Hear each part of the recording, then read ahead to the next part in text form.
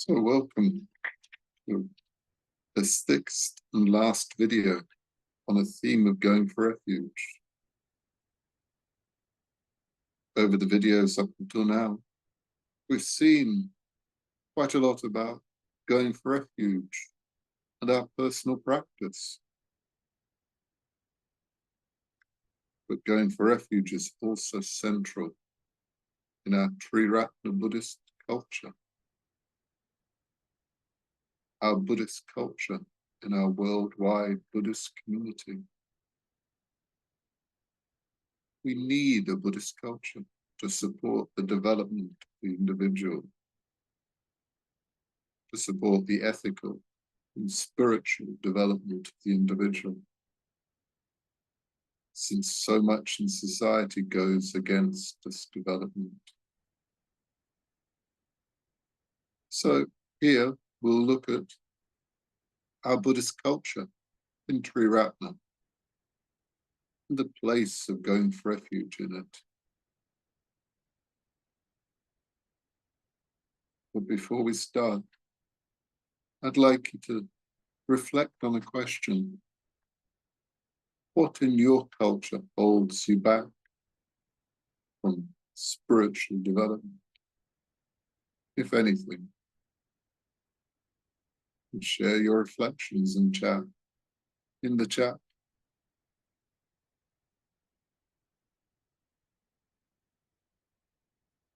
But before we turn to the Buddhist culture itself, let's look at how it all began. Our Triratna Buddhist culture isn't specifically Eastern Buddhist culture. We're not Tibetan or Sri Lankan, whatever. So how did our Buddhist culture begin? Well, the story starts with a teenager called Dennis, in Tooting, South London, with Dennis realizing that he was a Buddhist and that he had always been one, and that being one was the most natural thing in the world to be.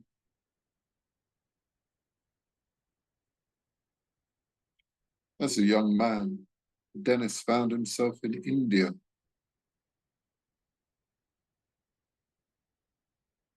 And became a Buddhist monk. He was given the name Sangharakshita. And even though there was a big divide between a Theravada, sometimes called the Hinayana, and the Mahayana, the young Sangharakshita was convinced of the unity of Buddhism. And he wrote about this unity in a book, The Survey of Buddhism. His approach was going back to the basics. Going back, starting with the historical Buddha and his teachings, asking what he really taught and why he taught it. What relevance does what he taught have to our spiritual lives now, moment by moment?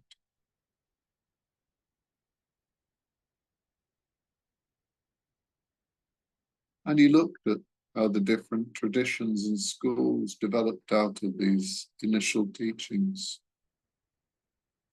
As the centuries passed, as the Dharma arrived in new countries and cultures, as Buddhism developed, and as sometimes our Buddhism regressed. Survey of Buddhism is also available in Russian.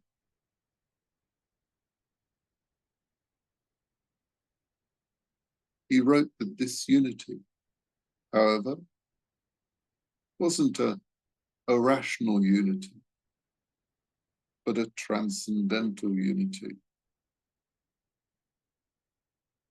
Different schools and traditions had unique approaches. Sometimes the teachings contradicted each other. You couldn't mix them up. But the unity was there, the higher transcendental unity. The unity of gaining enlightenment, he said in the survey of Buddhism, for the sake of all living beings.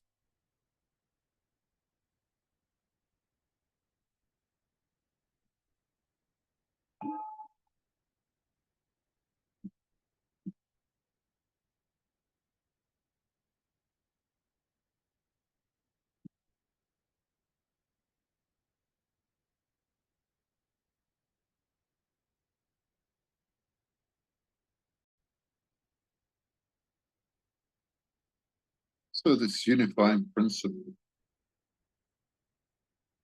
enlightenment for the sake of all living beings, was of course the Bodhisattva ideal. But later he realized that, in fact, the unifying principle was going for refuge itself. He realized this by asking, what did people in the oldest texts do? They would hear a teaching from the Buddha. Something of a higher nature would be revealed to them.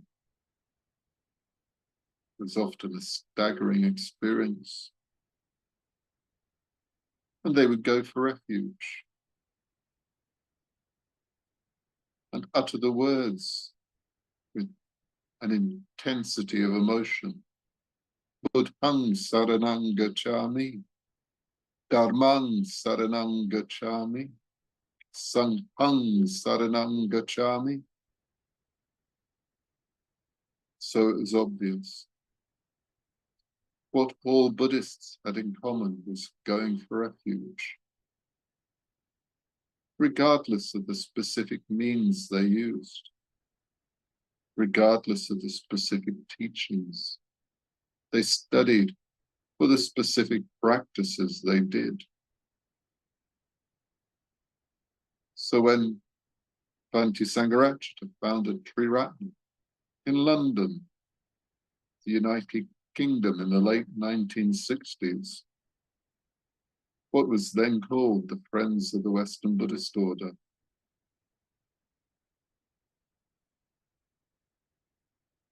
going for refuge became central for our international Buddhist culture. Going for refuge took central stage.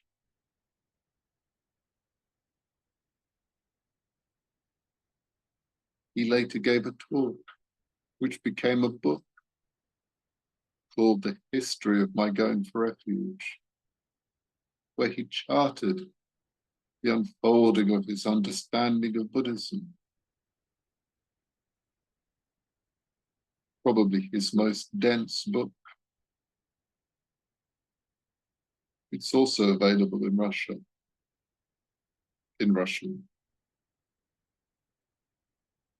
But what does this mean? The central place of going for refuge. In practice, that's what we'll see in this video. But before we launch in, a question again for you. How does the idea of a Buddhist culture sound to you? The idea of an international Buddhist culture. Is it attractive? Do you want to be part of it? Or would you prefer just to practice outside of it on your own? Interesting to hear what you feel and think.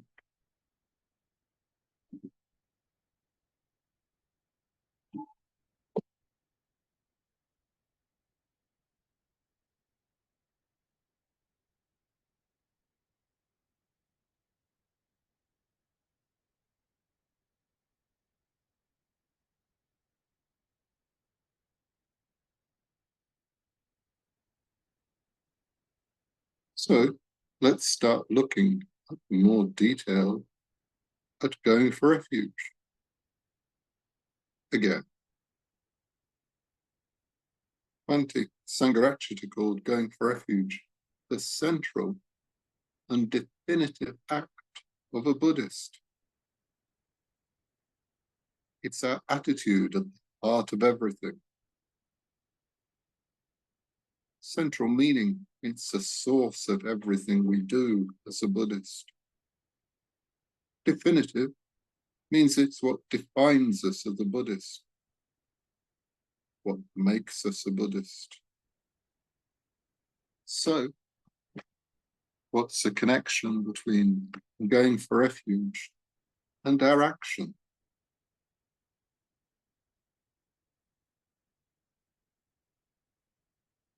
Our source is our internal attitude, which is expressed externally. Since we're an integrated being being our goal as Dharma practitioners, our external self expresses our internal self, and our internal self is the source of our external actions. Internal and external perfectly reflect each other. Internal and external coexist in perfect harmony. They bolster one another.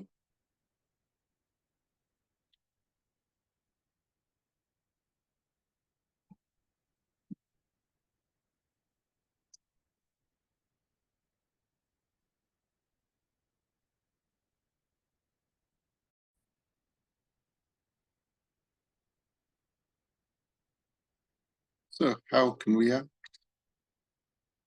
To begin with, let's look at two specific examples. One of them we've already looked at. We've already seen the importance of ritual to express internally that which exists in us internally, to express that which is highest in us and at our most aware, most open-hearted. A question for you: do you value ritual? Does ritual have this place in your spiritual life? But also, let's briefly touch on, while we're talking about expression, the place of the arts, especially the fine arts. Bhante Sangharachita in his teaching has always stressed the importance of the arts, including poetry, as a means of self-expression. What is self-expression? Expression is making an object of what is inside us, an object that we can see, that others can see, an object that can interact with others in the world.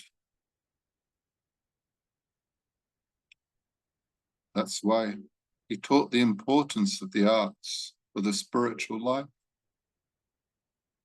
and for the development of the individual. Do you practice the arts? Do the arts have a place in your spiritual life?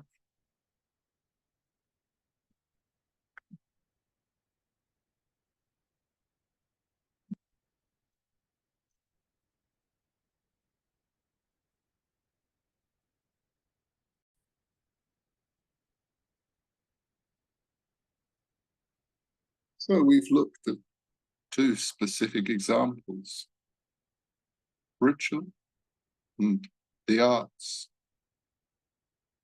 as means of deepening our going for refuge by expressing externally what we have inside us.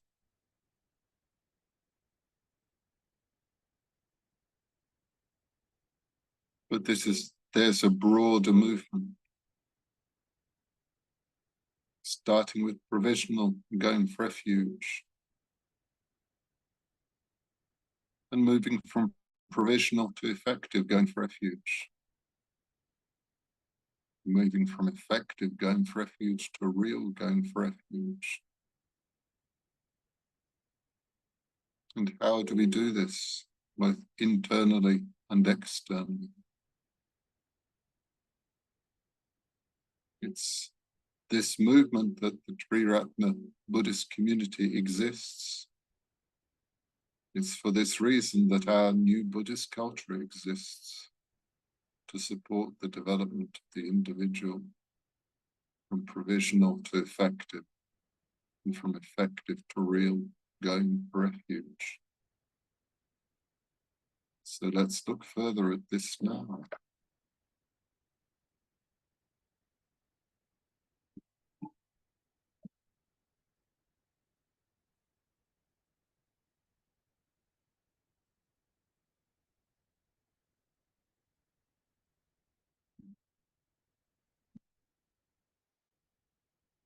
So, external, how do we do this? We come along, we learn to meditate. Triratna is open to all people from any background. And we keep coming along. We start to learn what we can do in everyday life to express our meditation experience, our new experience of life through meditation. We learn what we can do to support our meditation practice, developing a softer, more receptive way of acting in the world, which at the same time comes from a deeper strength within us. And we start to look more at our relationship with the Buddha. Start to ask, who was the Buddha? And what did he do to make Buddhism Buddhism? We start to look at our relationship to the Dharma, his path of practice, which leads to reality. We start to look at our relationship to the Sangha, to the practice of spiritual friendship, meaning our relationship to all the other people and beings in our lives.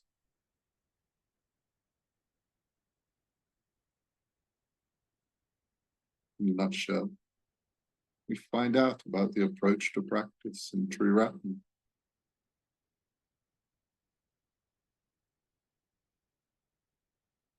We might want something more. We might want to take the next step. We can ask to become a mitra. Mitra means friend in Sanskrit. So a friend to the community, a friend in Triratna, a friend to the order. Becoming a mitra means joining the worldwide Triratna Sangha, a mitra Sangha. A mitra is a mitra in Triratna in the whole world, having the same level of experience and commitment, still at provisional level. But we can go to any Sangha, any Buddhist center worldwide, and be accepted as a mitra. Go to events for mitras. We can study and practice with people at the same level of experience of our practice in Triratna.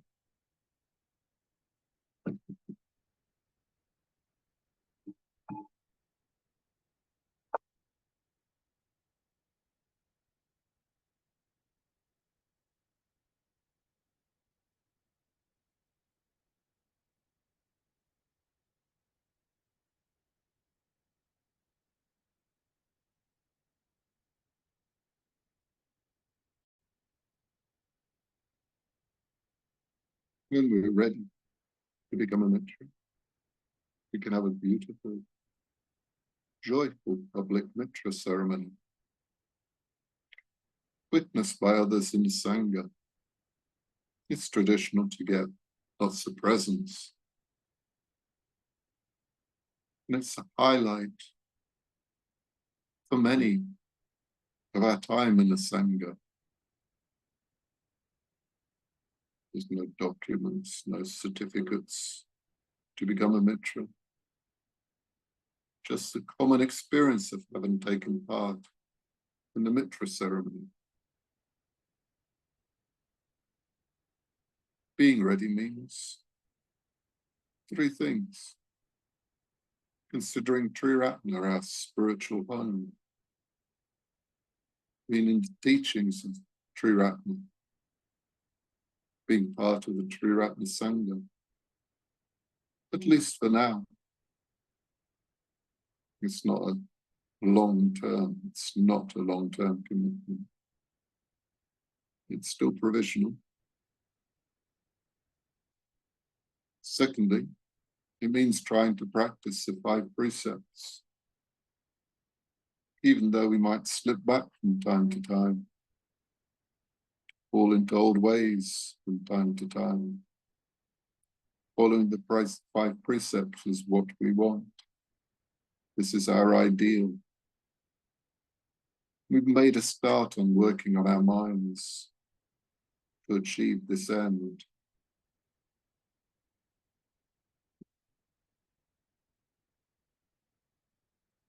And thirdly, we consider ourselves Buddhists. We're able to publicly say we are Buddhists. Buddhists in a Triratna community. Anyone who's come along to events for 6 months can ask to become a mitra. The question for you, how does becoming a mitra sound to you? Is it attractive? Is it not attractive?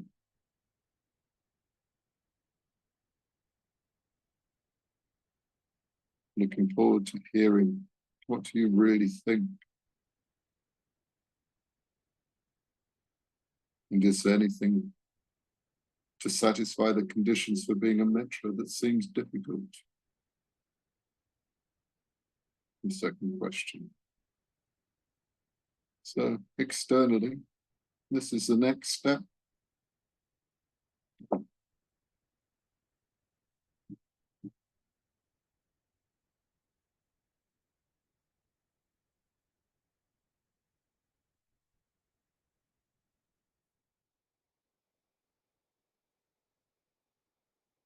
And if you want to go further, if you want to take the next step, you want to move on to a deeper level, not provisional, but effective going for refuge. If you want your going for refuge to have a real effect, and be with others who are doing the same thing. Or the external aspect of this desire is asking for ordination, starting out in the process of getting ready for ordination, of trying to effectively go for refuge. Being ready for ordination is a substantial achievement. It takes people at least 3 to 5 years, but it can take 10 or 20 years or even longer. It's not like taking a course that lasts so long, a fixed time limit. When you're finished, you're done. When a certain time passes, you're done. No. Getting ready for ordination demands a deep change within us. And it takes as long as it takes.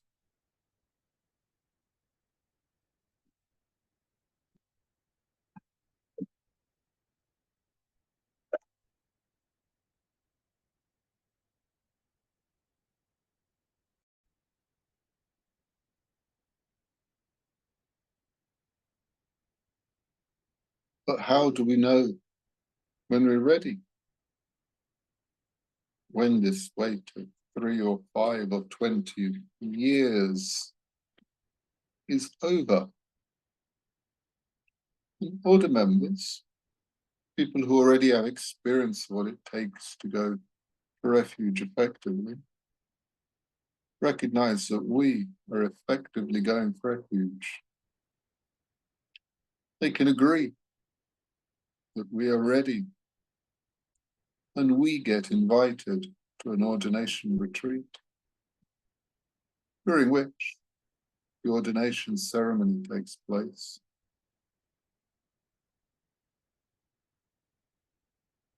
At the ordination ceremony, our effective going for refuge is witnessed by our preceptors,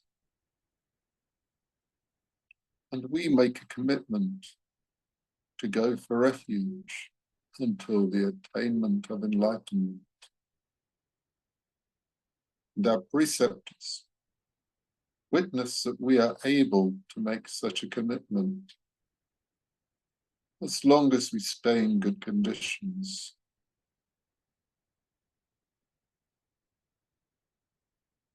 But is that all that getting ordained means?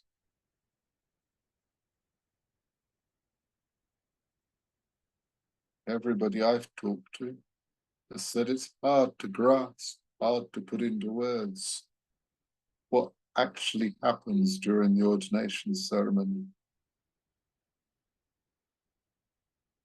Everybody says it's had a very significant effect. It's even been a pivotal point in their lives. You look back over their lives and see everything leading up to it. Everything afterwards coming out of it.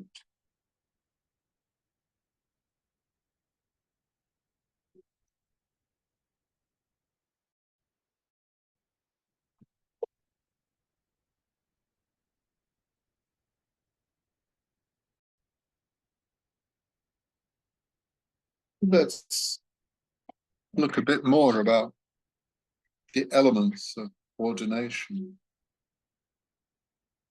starting with the context. The ordination ceremony happens in the course of an ordination retreat. This retreat is often 16 weeks long. Sometimes there are shorter retreats, even a couple of weeks, if people find it hard to get away. And the first element of ordination, preparation for ordination, is going forth. Spiritual death.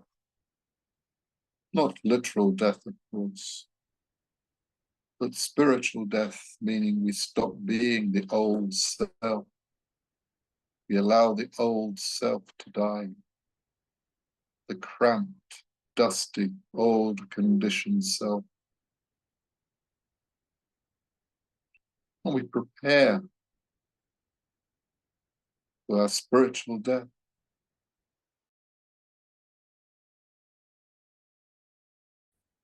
By the 6 element practice, the meditation practice on the 6 elements. The 6 elements are earth, water, fire, air, space, and consciousness. We are made up of them. But during a practice, we reflect that we are not them. We've only borrowed them.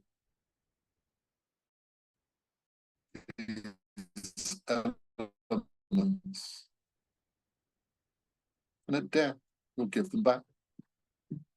The earth element in us will return to the earth element in the universe. We will give it back.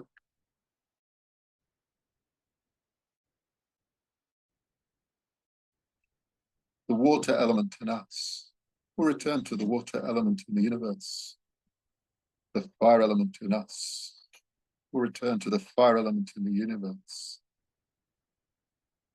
the air element in us. We'll return to the air element in the universe, the space element in us. We'll return to the space element in the universe. And what will happen to the consciousness element?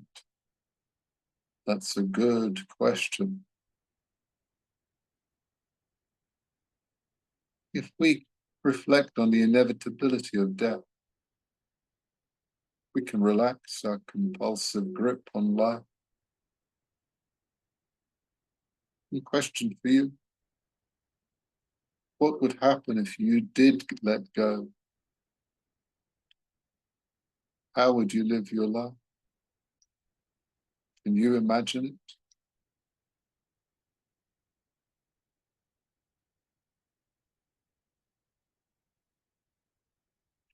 And of course, after the element of going forth, we have going for refuge, a spiritual rebirth of the new self.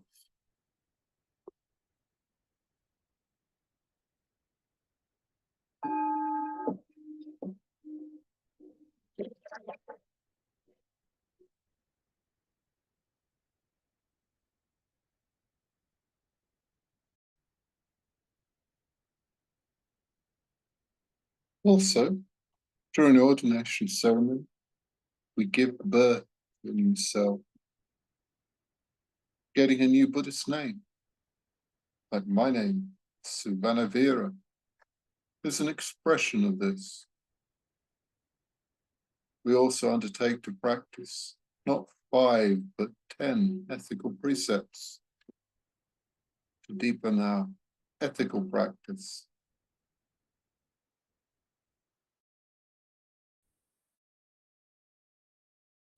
We take our ordination vows. I accept this ordination in harmony with friends and companions. I accept this ordination for the attainment of enlightenment. I accept this ordination for the benefit of all beings. I accept this ordination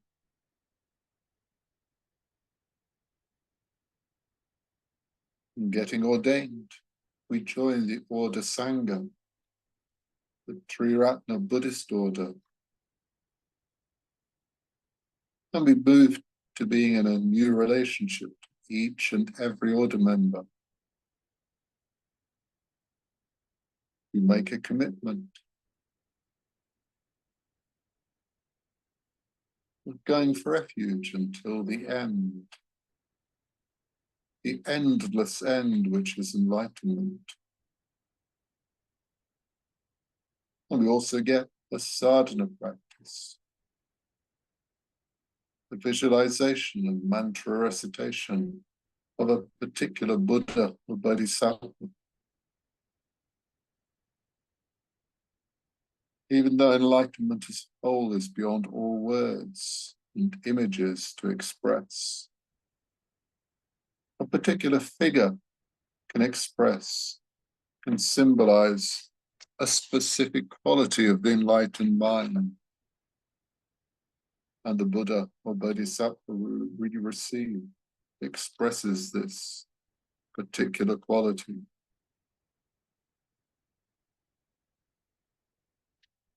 The arising of the bodhicitta, which is the will to enlightenment for the sake of all,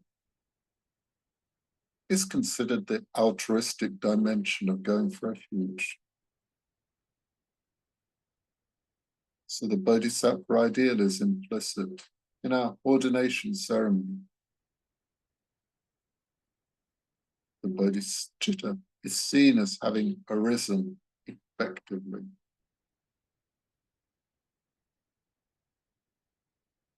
And again, in the ordination ceremony, there are no documents or certificates. The order has no legal status, has no legal existence anywhere in the world. It's a purely spiritual body, even though individual order members may operate through organizations to work for the Dharma, for the good of Buddhism in different parts of the world, in organizations according to local laws and conditions. And finally, a question for you about ordination. How does it sound? Exciting, scary, inspiring, or something else? Do let me know in the chat.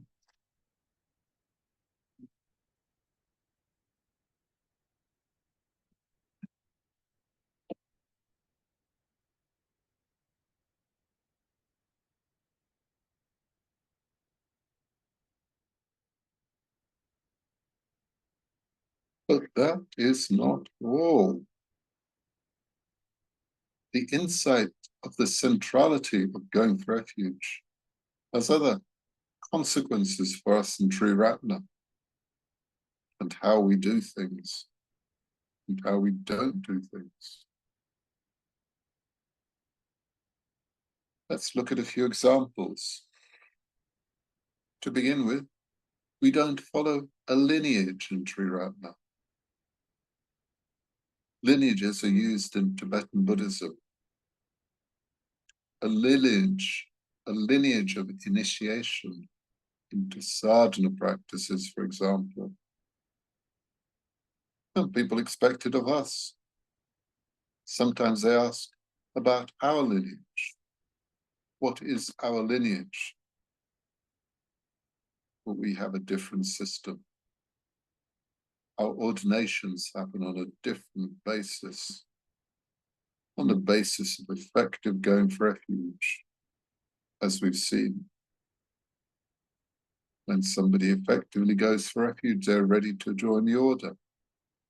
And part of the ordination ceremony, symbolizing spiritual depth, is receiving a sadhana practice, a visualization, mantra recitation practice of a Buddha or Bodhisattva. It also clarifies the place, the role of Bhante Sangharakshita. Sangharakshita founded our order. No one ordained him. Well, he was ordained as a bhikkhu in the Theravada. But when Bhante Sangharakshita conferred ordinations, he wasn't ordaining anybody into the Theravada. It was a different sort of ordination. And even though he did receive sadhanas, visualization practices from Rinpoches in Tibetan Buddhism, even some of the most well-known Rinpoches, that too was not the foundation of him, not the basis of him founding the order. Bhante Sangharakshita founded the order on the depth of his going for refuge, on the basis of his understanding of going for refuge, on the basis of his commitment to going for refuge, and this being the basis of his spiritual authority.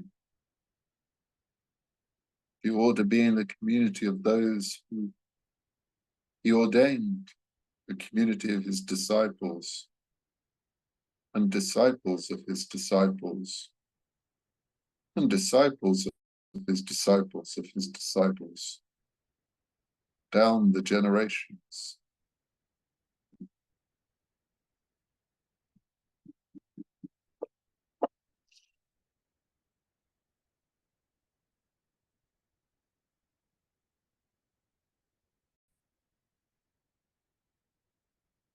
And other characteristics of the order can be explained in this way by the fact that membership of the order depends on effective going for refuge.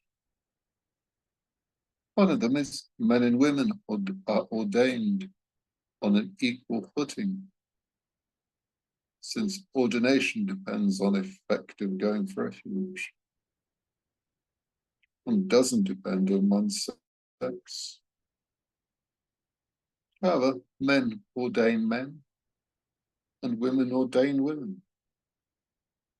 Spiritual friendship, a real, genuine, open communication in the absence of craving, the absence of distorting emotion, is generally considered easier to do within the context of communication with one's own sex. And it's a rare opportunity for women in Eastern traditions, Eastern Buddhist traditions. Women's ordinations died out centuries ago, although they have been revived to some extent in some traditions now. So all these different characteristics of Triratna coming out of the centrality of going for refuge and membership of the order depending on effective going for refuge.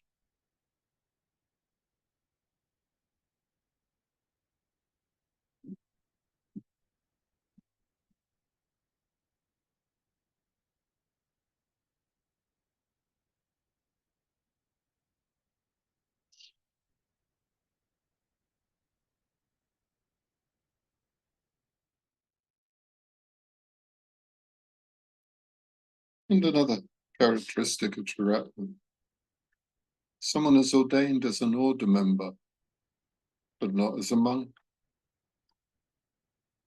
It's important to say this because people sometimes ask, do you have to be a monk to be a Buddhist? Do you have to live in a monastery? Do you have to be celibate? Do you have to literally give up the world? Or maybe go into a forest or live up a mountain, be a hermit and live on your own?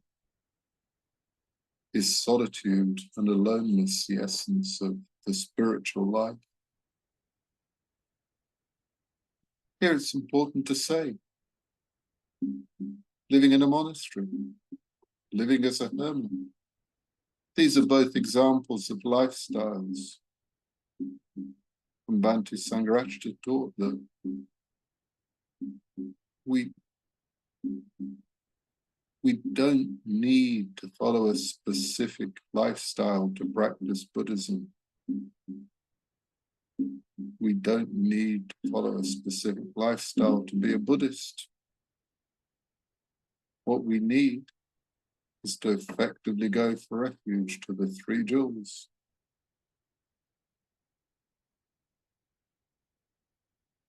What we need as well, most of us at least, are good conditions which support our going for refuge. What are good conditions? Conditions that allow us to live an ethical life. Conditions that give us time to meditate, reflect, study the Dharma, and spend time with spiritual friends.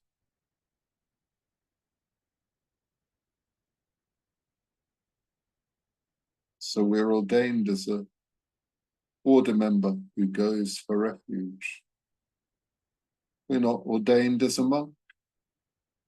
We're not ordained as a layman either. We're ordained simply as a Buddhist. So our order is neither monk nor lay. This is another characteristic of Triratna. Sangharakshita summed this up with a pithy little saying: commitment is primary and lifestyle is secondary. Although he felt the need to add later, the need to add that secondary doesn't mean unimportant.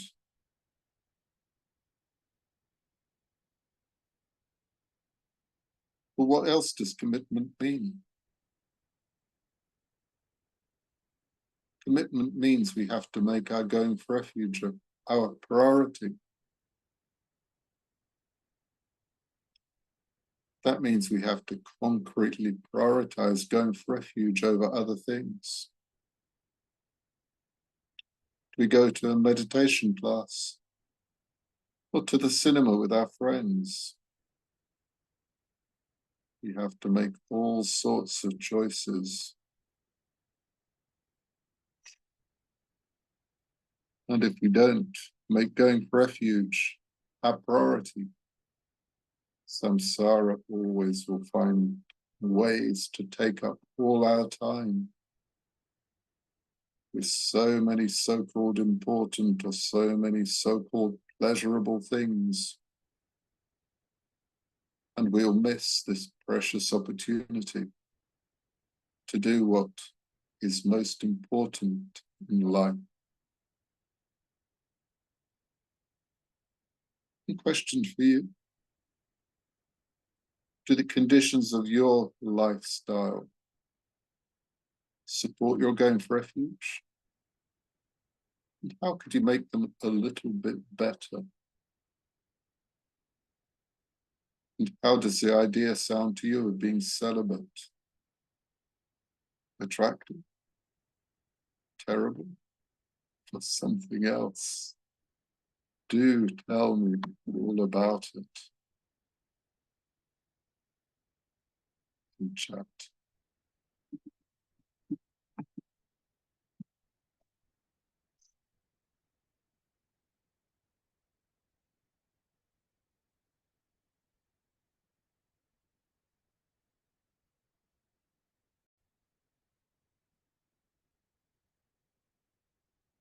But we need to be able to effectively go for refuge and continue going for refuge in good conditions. Be ready to be an order member. To be an order member. But what does it mean?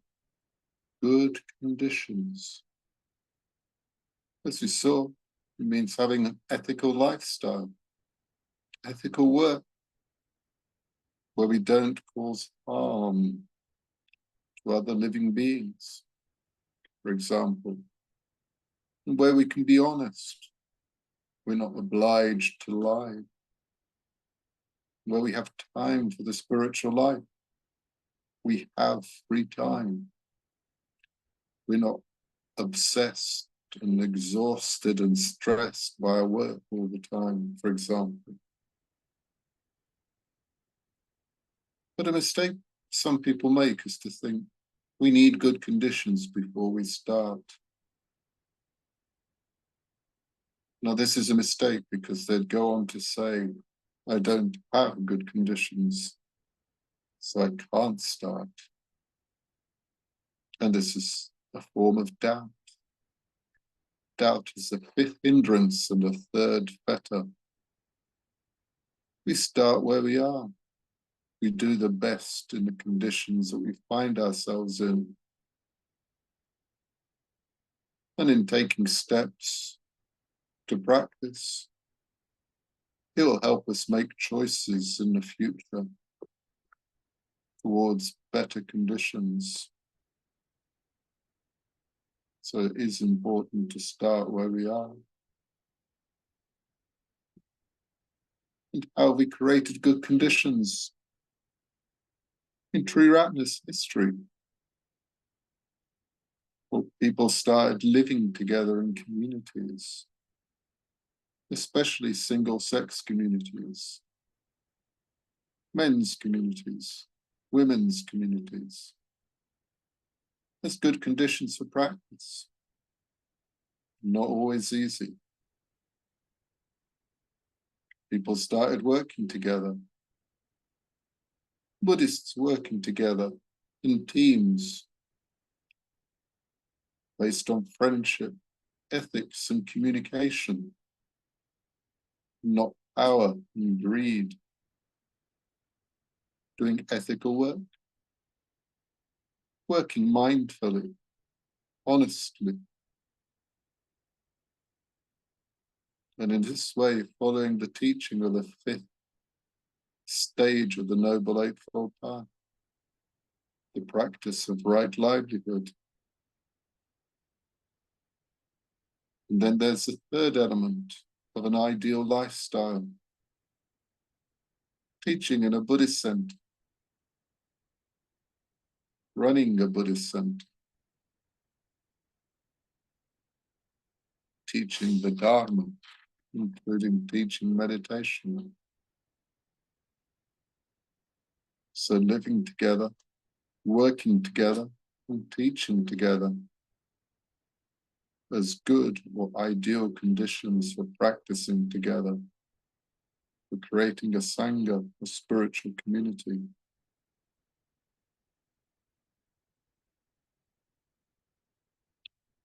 Bhante Sangharajita called the spiritual community the nucleus of a new society, meaning a new Buddhist culture. And this nucleus can be the seed out of which greater changes grow. Our new Buddhist culture, which supports the development of the individual and not hinders them.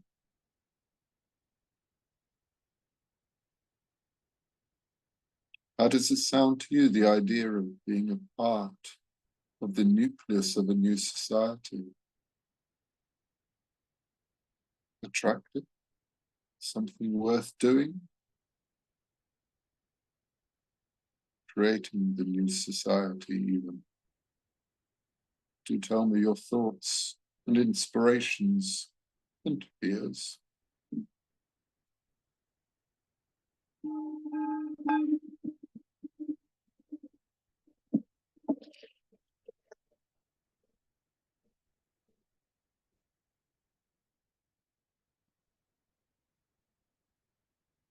But even though commitment is primary,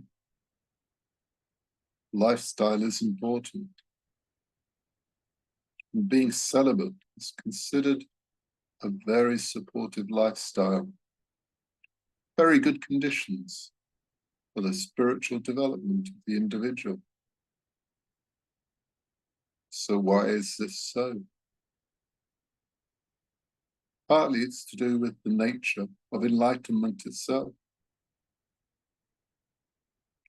Sometimes enlightenment is described as escape from the endless round of birth and death, also known as samsara. It follows that this is an escape from an endless round of sexual activity too. The former being a consequence of the latter. But more practically as well, any significant degree of spiritual development, any significant degree of teaching the Dharma and creating Sangha takes a lot of time and a lot of energy. Bringing up a family also takes a lot of time and energy. It's not impossible to do both. Some manage it, but it's hard, and it's certainly not the most favorable of conditions.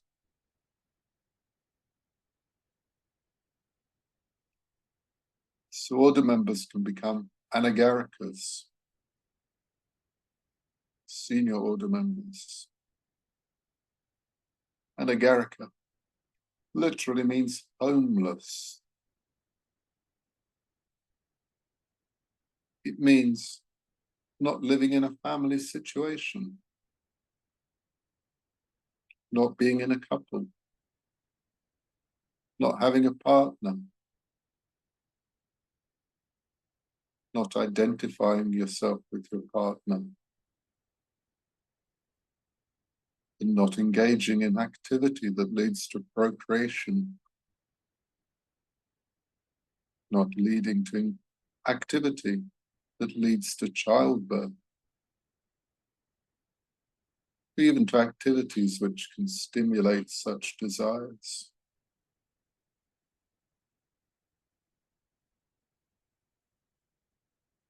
It means being celibate. And celibate means working with craving.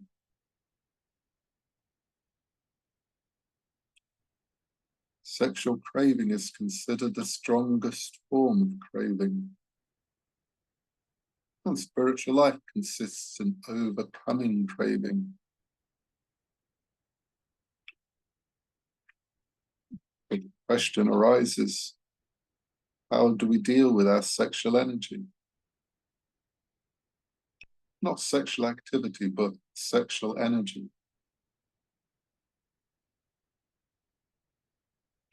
My reflections are we can withdraw our energies from sexual activity by dwelling in the gap between feeling and craving.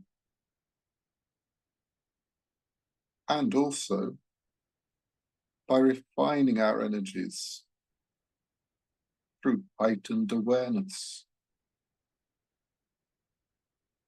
meaning bringing awareness, openness, kindness, and an ethical sensitivity to our sexual energies.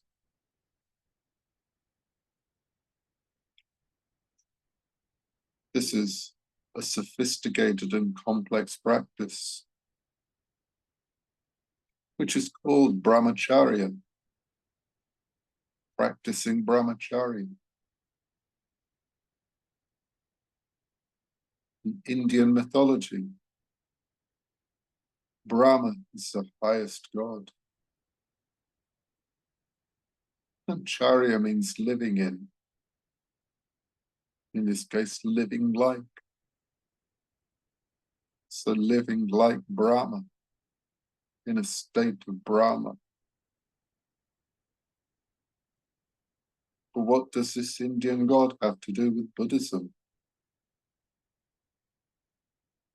The key is the fact that higher states of consciousness, meditative states of consciousness, are an internal component, the external component of which being is being a god. Since celibacy gives greater access to meditative experience, and the gods are not embodied beings, not born of sexual activity. The gods being highest beings of mundane reality. So the practice of celibacy, of brahmacharya, is at the heart of being an anagarika. Being celibate gives access to the a godlike existence.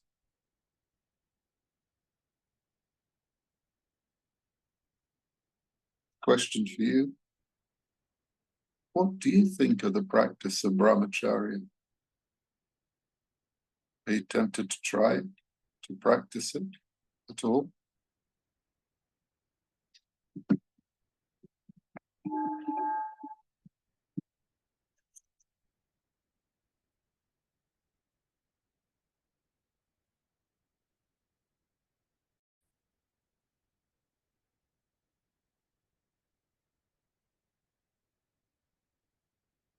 Even though that brahmacharya is the essence, the heart of being an anagarika, Bhante Sangharacharya thought that there were 4 additional characteristics, as well as the practice of celibacy. the practice of brahmacharya, to avoid an anagarika really is in the modern world, where it's hard, it's not really very feasible to be literally homeless, beg our food and sleep under the roots of trees, at the roots of trees, as it was in ancient India, in a warm climate. So what are the other characteristics of an anagarika? He taught that the second was fewness of possessions. Since our attention is focused on our inner lives, focused on our spiritual lives, less attention is focused on external objects, our pleasure, interest, our identity even, our confidence and satisfaction come from within. So possessions become less important. And thirdly, closely linked to fewness of possessions, is simplicity of lifestyle. If you don't need much, then you don't need to spend much time getting it or earning the money to get it. What's more, the inner life, reflection, meditation, and expressing our inner lives takes time. We need time, we need space, we need peace. All of this to happen. We need a simple, stress-free lifestyle. And we can become all the more happier to let go of the useless doings of this life.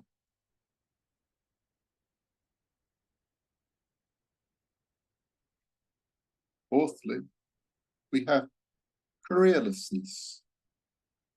Careerlessness. Since it's our spiritual lives, our inner lives,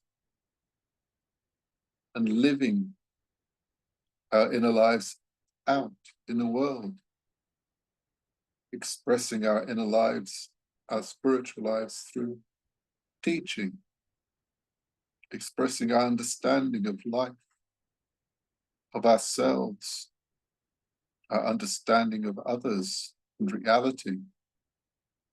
In brief, expressing our understanding of the Dharma, teaching the Dharma, which becomes the focus of our life, the creative motor of our life, taking the place of what people usually seek to achieve through their careers in the world.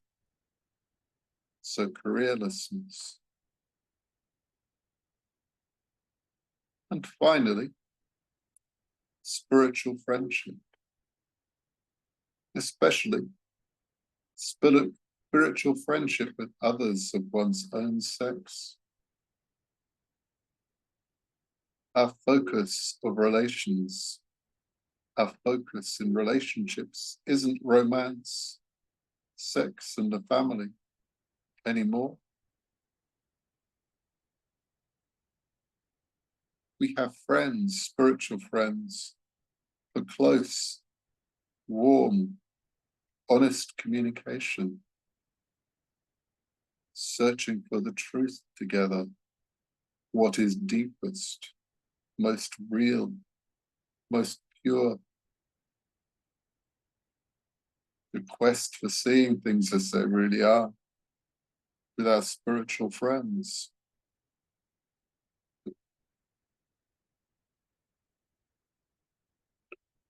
So an anagarika is celibate, meaning we practice brahmacharya with fewness of possessions, simplicity of lifestyle, careerlessness, and spiritual friendship. to live a life full time for the Dharma, not just a part-time Dharma life shared with other important, or should I say, time-consuming goals. And this is what an anagarika is, in a way that's feasible, practical for us in a modern world. And a question for you: which of these 5 qualities of an anagarika do you feel closest to, most drawn to? Which feels furthest away?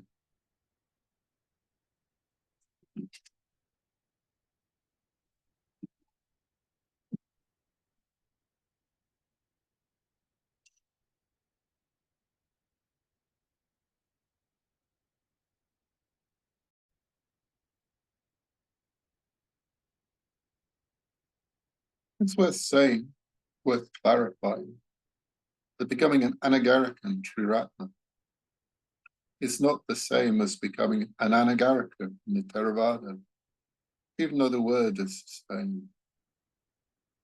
If you become an anagarika in the Theravada, it's an intermediate step on a path towards becoming a monk or bhikkhu. In Triratna, order members can become anagarikas, but it's advised that only if senior order members take this step, a lifelong commitment with a complex and sophisticated practice, like the practice of brahmacharya. But it's important that it's not considered a higher ordination. In Triratna, we have just one ordination, which represents effective going for refuge.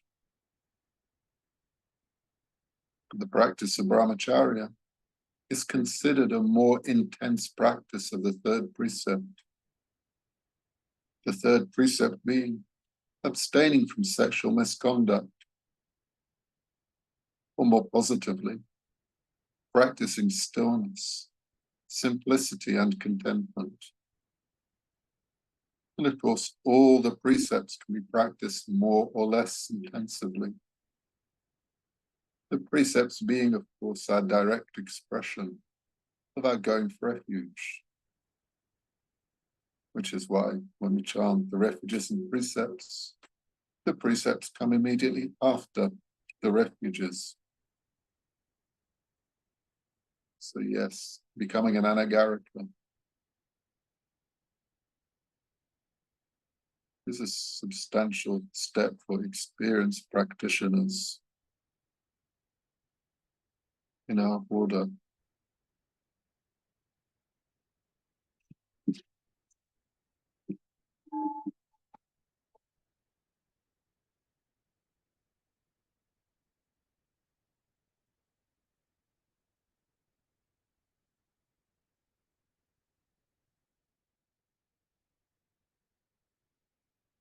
Just while we're talking about ethics, it's worth remembering just why the precepts are so important.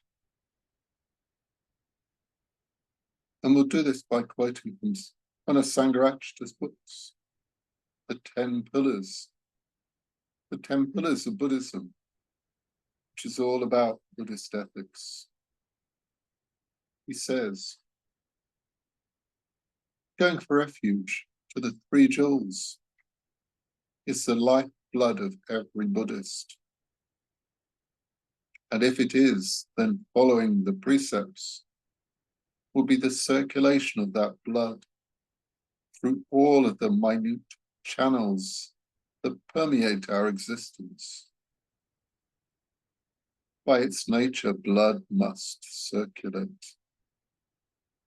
If it ceases to circulate, then the organism of which it is part is dead. And the blood itself, having stopped, will soon cease to be blood as such. Thus, by its very nature, going for refuge must find continuation in following, in practicing the precepts. If there's no such continuation, there's no such expression, then the Buddhist as such is practically dead. And going for refuge, also gradually dying, will soon cease to be going for refuge as well. So we can see the importance of ethics to the spiritual life. The importance of ethics is expressing our going for refuge, but also in taking responsibility for ourselves. So the importance of agency in our spiritual life, meaning the ethical choices we make, the efforts we make in the ethical path. And a question for you, not unsurprisingly. Where do you feel you have most agency in your life? Where can you most freely take the initiative? Please let me know in chat.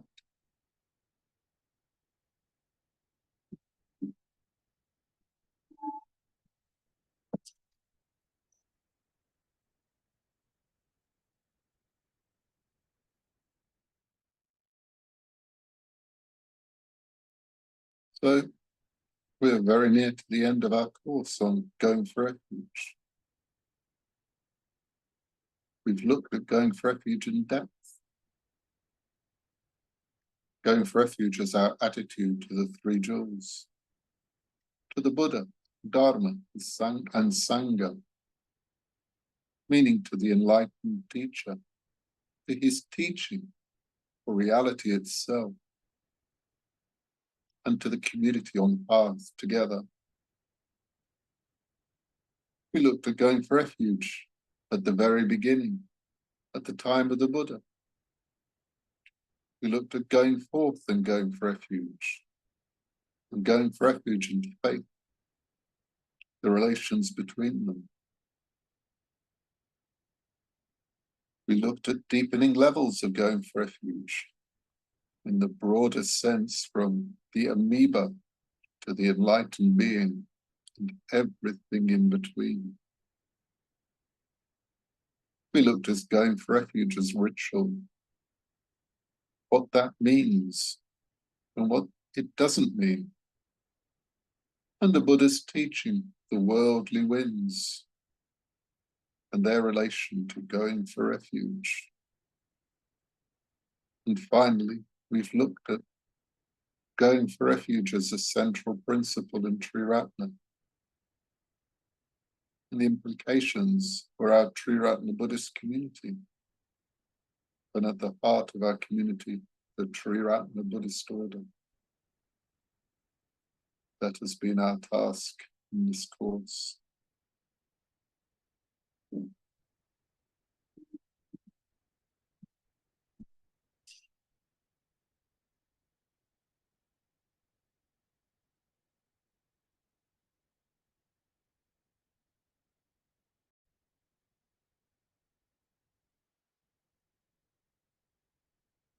And finally,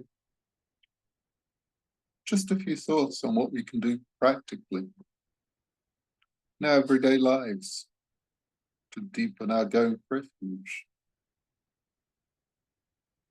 Looking at each jewel, each of the most precious things in turn.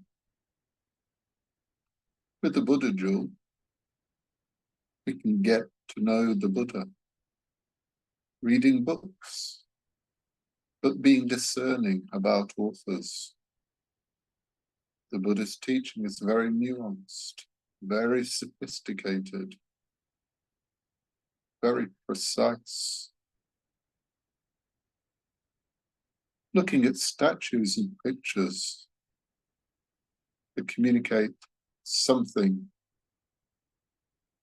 non-rationally about the nature of the Buddha. doing pujas to develop faith, reflecting on his nature. Stories from the life of the Buddha can help to convey this as much as formal teachings. His nature is in harmony with reality. How a Buddha acts reflects reality.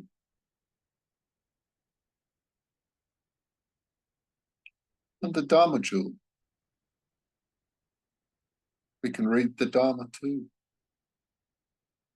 But be discerning again about authors.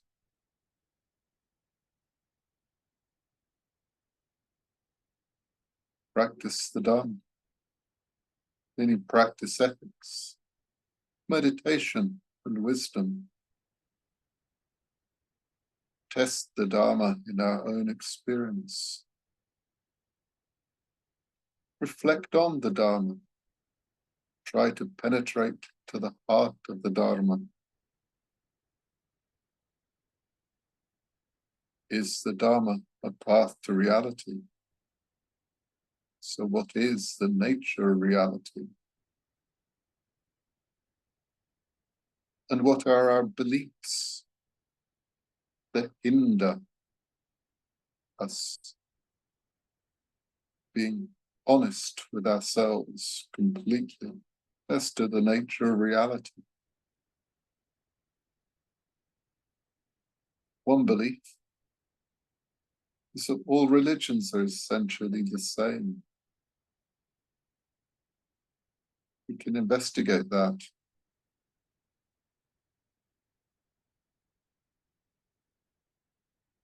And the Sangha jewel, the spiritual community, the practice of spiritual friendship, of communication, meeting others in the Sangha, practicing the precepts, practicing metta, developing close relations where we can be totally honest, totally ourselves at our best, and saying what we really think.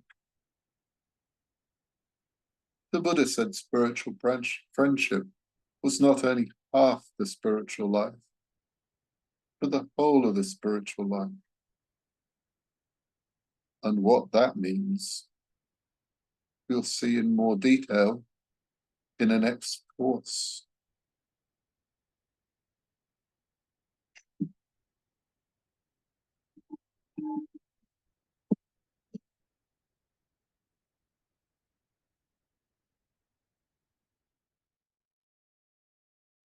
And one last word on commitment. Ongoing refuge is commitment. Quotation on commitment, often attributed to Johann Wolfgang von Goethe. But there's a bit of ambiguity as to who was the original author. But anyway, the quote. Until one is committed, there is always hesitancy, the chance to draw back, always ineffectiveness. Concerning all acts of initiative and creation, there is one elementary truth, ignorance of which kills countless ideas and splendid plans. But the moment one definitely commits oneself, then providence moves too. All sorts of things occur to help one that would never otherwise have occurred. A whole stream of events issues from the decision, raising to one's favor all manner of unforeseen incidents and meetings, and material existence which no one could have dreamed would come their way. whatever you can do or dream, begin it. Boldness as genius, power and magic. Buddhang saranang gacchami, Dhammang saranang gacchami, Sanghang saranang gacchami,